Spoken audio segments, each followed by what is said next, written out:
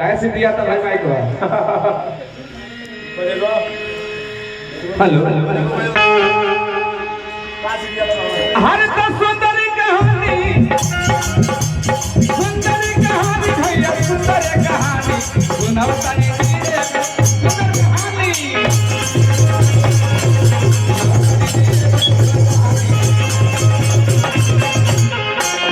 ए महाराज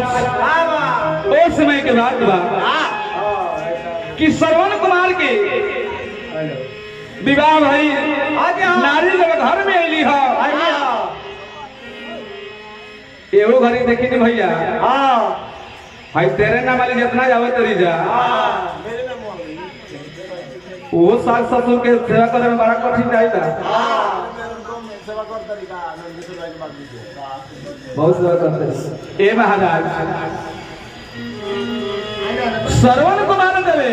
अपने गिनी के घर में गए हां कुछ दिन धीरे धीरे बीतल एक दिन श्रवण कुमार के नारी कुहार गिने गई हो आ कुहार से जाके कहली हो अरे तो श्रवण के अरे तो नारी कैली अरे तो कोहरू से भेंट हे राहे अरे तहारिया बना देगो रामधार जी अरे तहारिया बना देगो अजय में दूगो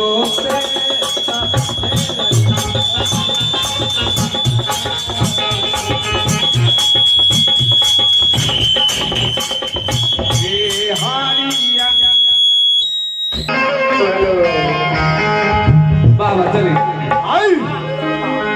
हर तो श्रवण के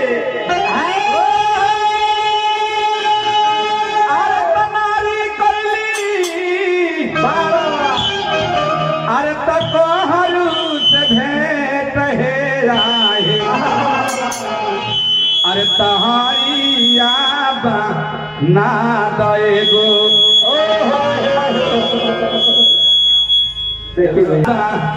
ना देगो तो जय में दूगो पे अरे हरिया बना देगो हरिया बना देगो दूगो पे अरे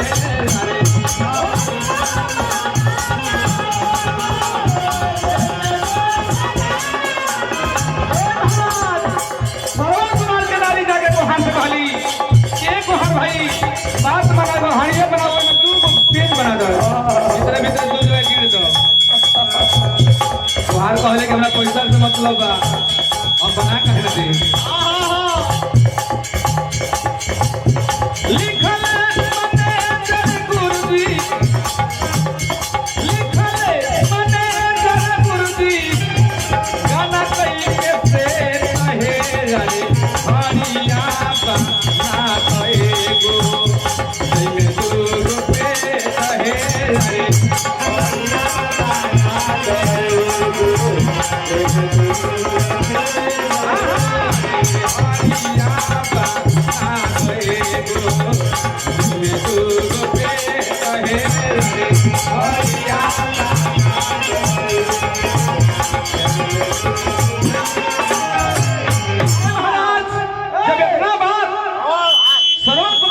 कहली कोहार भाई एगो हरिया बनौले जाना में दूगो पेट कर देले हरिया लेके आईली आ देखी जब देखी भैया घर कैसे बढ़ेला घर के लक्ष्मी मेहरारू होला अब जेकरा घर में कलाक्षा नारी भेटा जा तो घर बढ़ेगी घर के बर्बादी बा उहे बात भाई श्रवण कुमार के श्रवण कुमार अपना पूजा पाठ में रहा आने ऊपर नारी वही हरियो में एक खीर बनावस, एक खिचड़ी बनावस। खिचड़िया दे दे वो आनंद के, आ खीरवा दे दे अपना पति के। श्रवण कुमार का यही बुझाई कि हमारे बाबूजी माई रोज खीरे खाते रहे।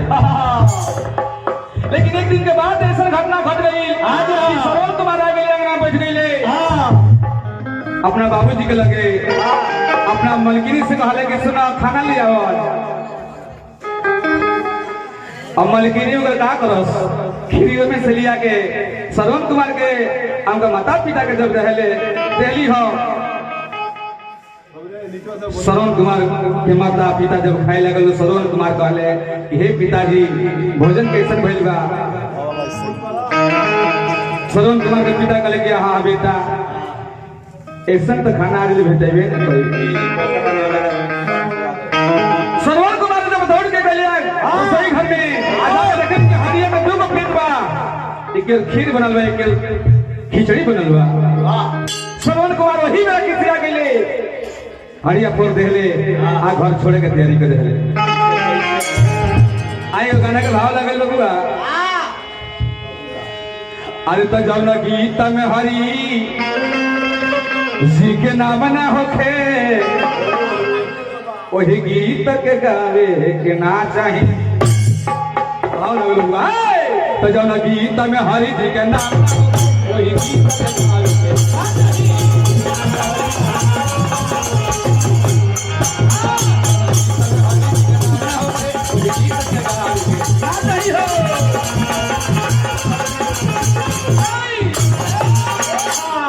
जब गीत में हरि जी के नाम ना हो, गीत के गावे के ना चाहिए। कैसे? अरे की बेटा के तन आज्ञाकारी होखे, गौर करो भैया, की बेटा के तन आज्ञाकारी होखे,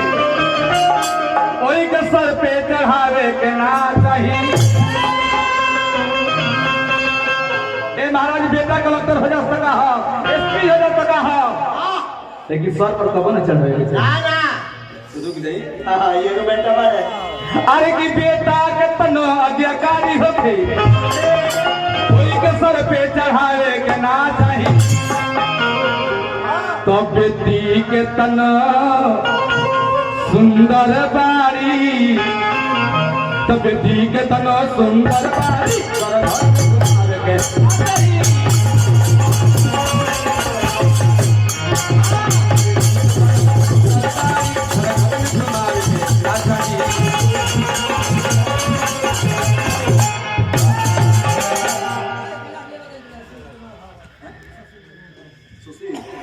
चलिए हमारा सुशील कुमार भगत, चलिए वहाँ की तरफ से बहुत बहुत पुरस्कार मिलो के यात्रा के शांति करे खातिर। मालिक से नहीं हो रहा कि जहाँ कहीं यात्रा भटका भटके, हे सरकार अपना शरण में रखो। ओ भैया का पति सवन रहे, चार चांद लगत रहे, जरा खजाना से रुपया निकला तो खजाना बढ़ोतरी होते। ए बबुआ बेटी के तरह सुंदर होकर घर घर में घुमावे के ना चाहिए। अरे की धन के तो नहीं बढ़ जाए, लेकिन मन के बढ़ावे के ना चाहिए। अभी बेकार चावल आदमी है, बढ़ जाए लेकिन मन के बढ़ावे के ना चाहिए। ये महाराज धन के बढ़ल ठीक हो ना भैया, लेकिन मन के बढ़ल ठीक ना हो,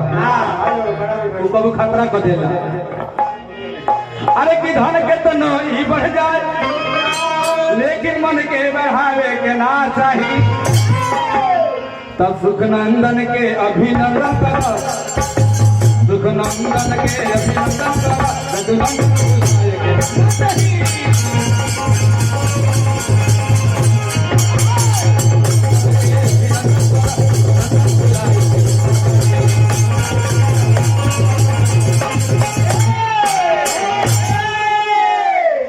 कांच बांस काट के बहानी बनौले,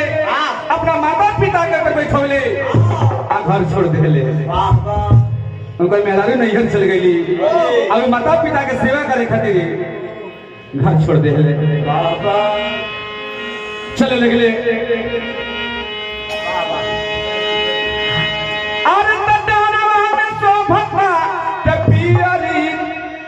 अरे छदरिया हो डगरिया धई लेना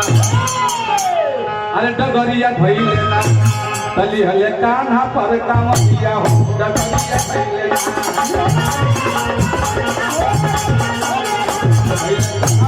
कामरिया हो डगरिया धई लेना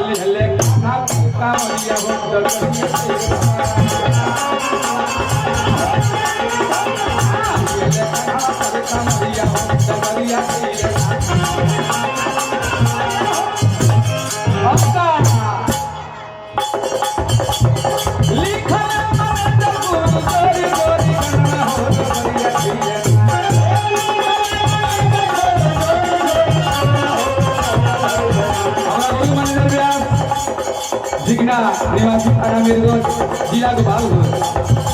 पहले के चला जहाँ जाइए तहाँ नाम लेते रहिए आशीर्वाद तरफ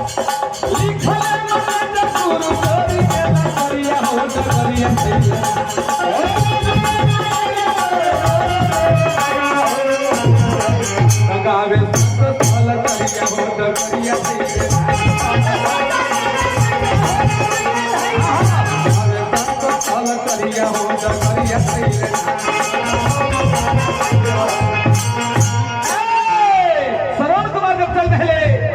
चलत चलते घोर जंगल में चल गए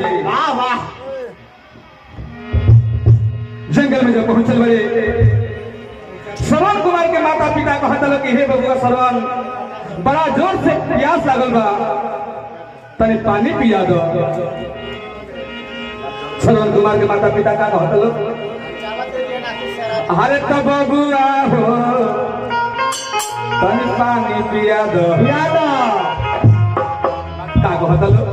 अरे तो बबुआ हो तनी पानी पिया दो बबुआ हो तनी पानी पिया दो अरे पानी पिया दो पानी पिया दो पानी पिया दो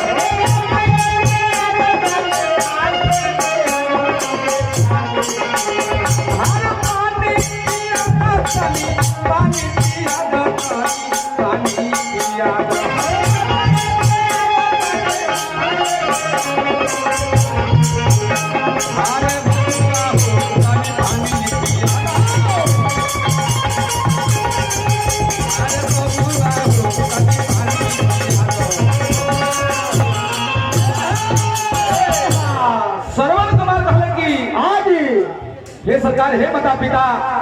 हम लोग सबको पानी पिया तनी वही घना घोर जंगल में बहाने रख देले बड़े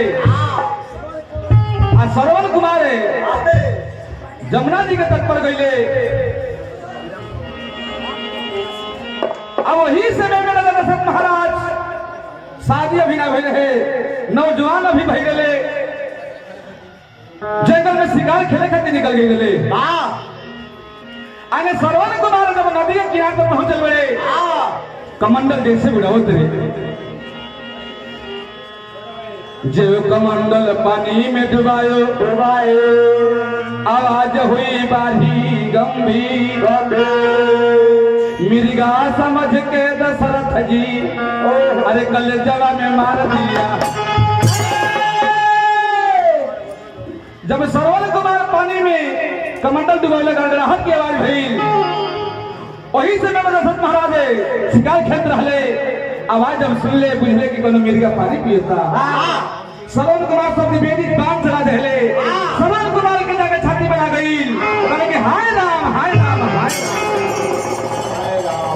राम राम करके गिर गई दशरथ जी महाराज जब आवाज सुनी कहनी कि हमारा तो बड़ा पाप हो गई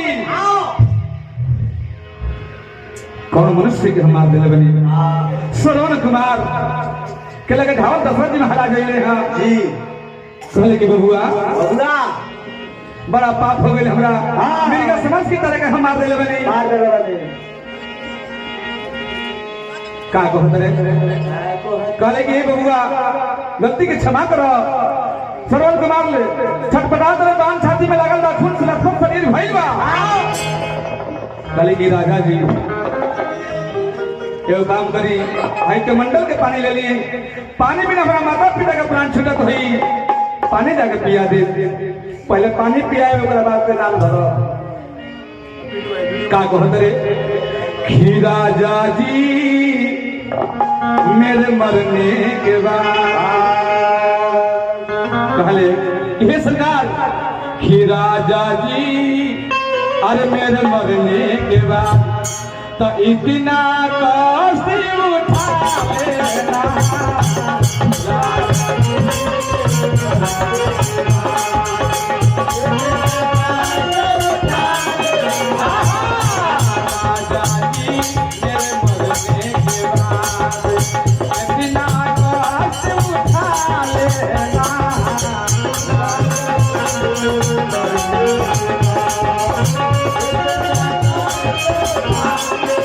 दशरथ जी महाराज कहने हे बबुआ श्रवण कुमार कहले अंधा अंधी बन में रोए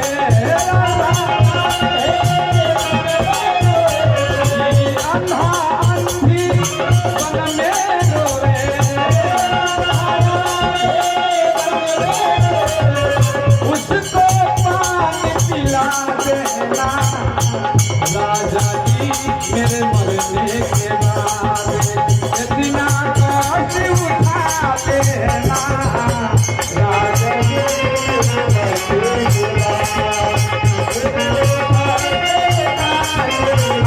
राजा जी मेरे मरने के बाद इतना कष्ट उठा देना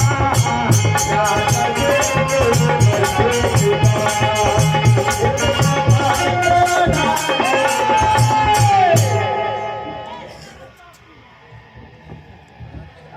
चले हमरा जयनाथ भैया के तरफ से हमें कमलकिनी यानी हमारा भाभी के तरफ से बहुत बहुत धनराशि मिलल पद प्रतिष्ठा बना रहे खजाना से रुपया निकल खजाना बढ़ोतरी होके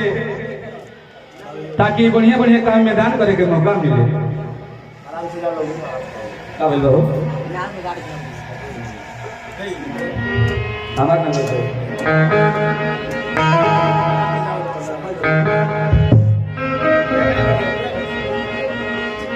जा ले जा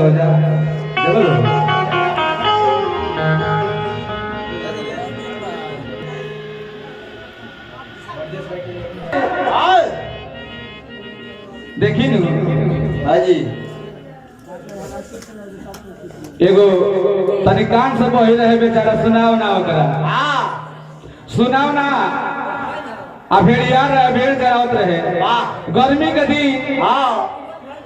एगो पेड़ पर जाके बैठ गई अब बैठले बैठले मुआ गई अब भेड़ चढ़ते चढ़ते दूसरा जगह चल गई सर चढ़ते चढ़ते इनका खेत के ऊपर गई सर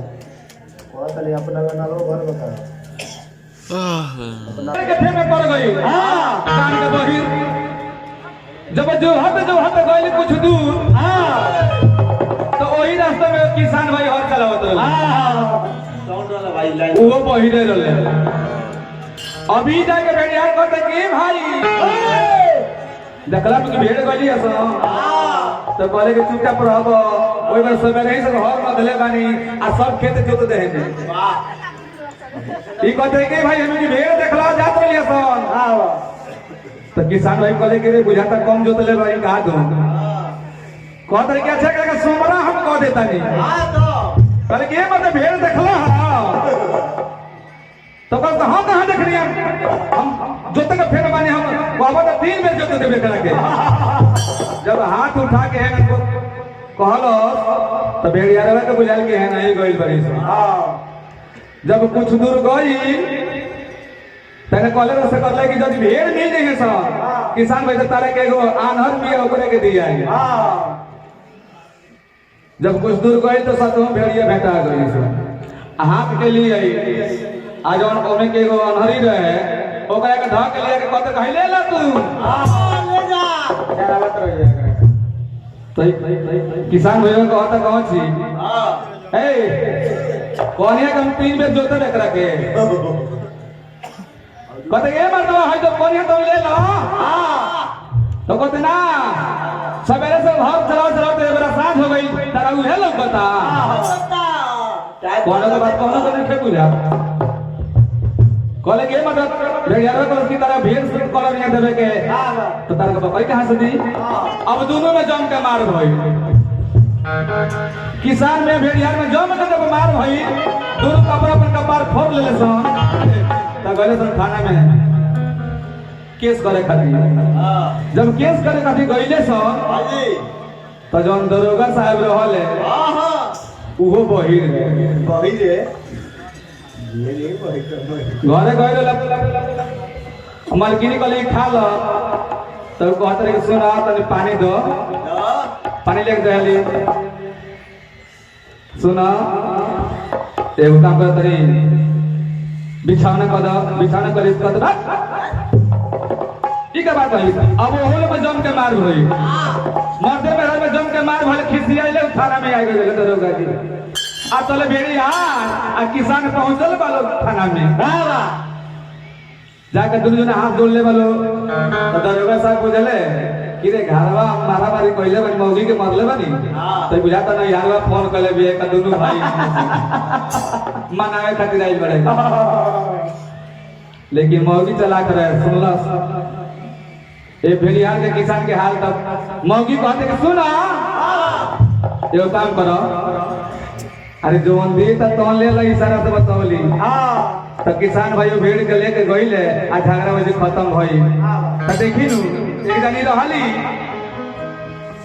एक गांव में एक जनी रहली वो गांव में ए भाई तो देखियो लोग सखी रहे वो लोग देखो के भाई लगा दिने तिलक भाई लेका दिने बारात भाई लेका दिने